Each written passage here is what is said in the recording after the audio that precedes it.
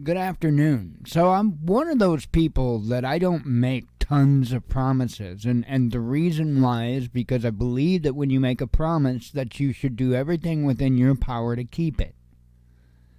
However, there was once in my life that I went back on a promise and I regretted it horribly.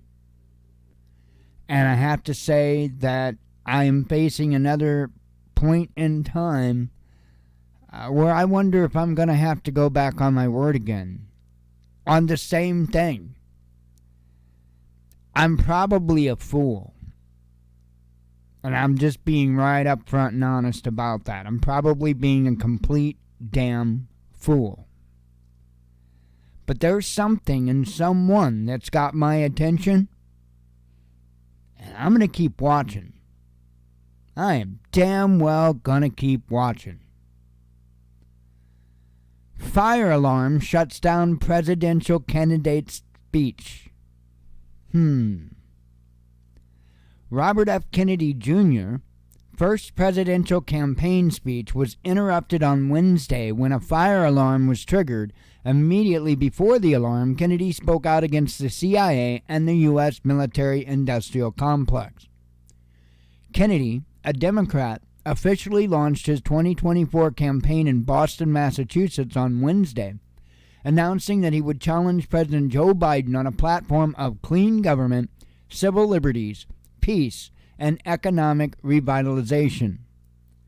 Kennedy also took aim at the past 2 decades of U.S. military intervention, arguing that as U.S. was spending $8 trillion bombing bridges, ports, roads, and hospitals, China was spending $8 trillion building bridges, roads, ports, and hospitals.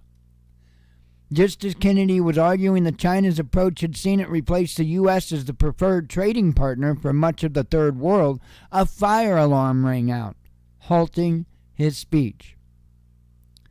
"Nice try," Kennedy quipped, telling his supporters that there is no emergency. It is unclear who set off the alarm. "This is what happens when you censor somebody for 18 years, he told the crowd, adding that he has a lot to talk about. Kennedy's uncle, former President John F. Kennedy, promised before his assassination to take the CIA and shatter it into 1,000 pieces and scatter it into the wind, a remark that Kennedy quoted before the alarm was triggered. Kennedy said that JFK had correctly concluded that the function of the intelligence agencies had become to provide the military-industrial complex with a constant pipeline of war.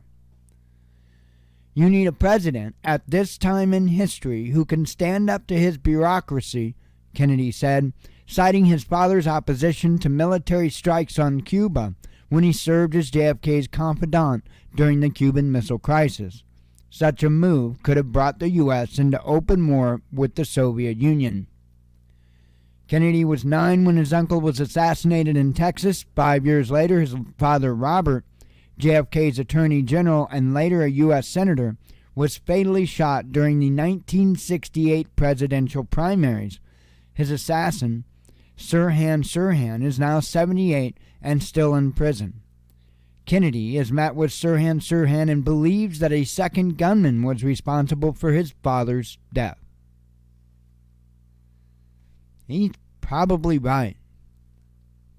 But I sat here and I look at this, and I'm going to have to pull myself back and take a really, really, really good look at this. I am going to be digging into this man like you wouldn't believe,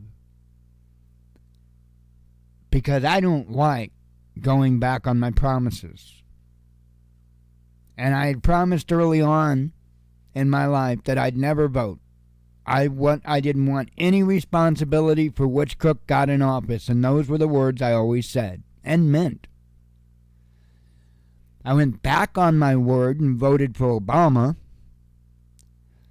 But the difference between me voting for Obama and a lot of people that vote for whoever they vote for is because within the side of a month, I was screaming, "Bring out the guillotine."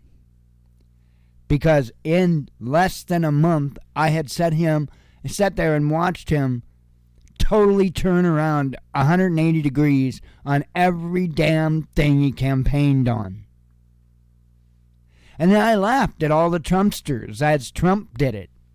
And he pulled back from every single thing he campaigned on. I know about his little victories, his little beginning of a wall. I know.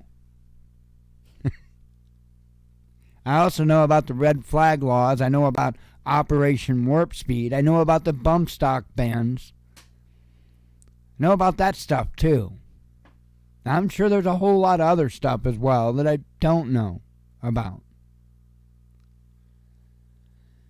So I'm probably being just a fool. But I'm watching very closely. And I absolutely will share anything I find. We need a good leader. I don't see a lot of good people standing up. The last good person that I saw stand up that I would have felt comfortable with voting for was Ben Carson's. I could see voting for Ben Carson's. From what I know, I can absolutely see voting for Robert Kennedy Jr. Absolutely.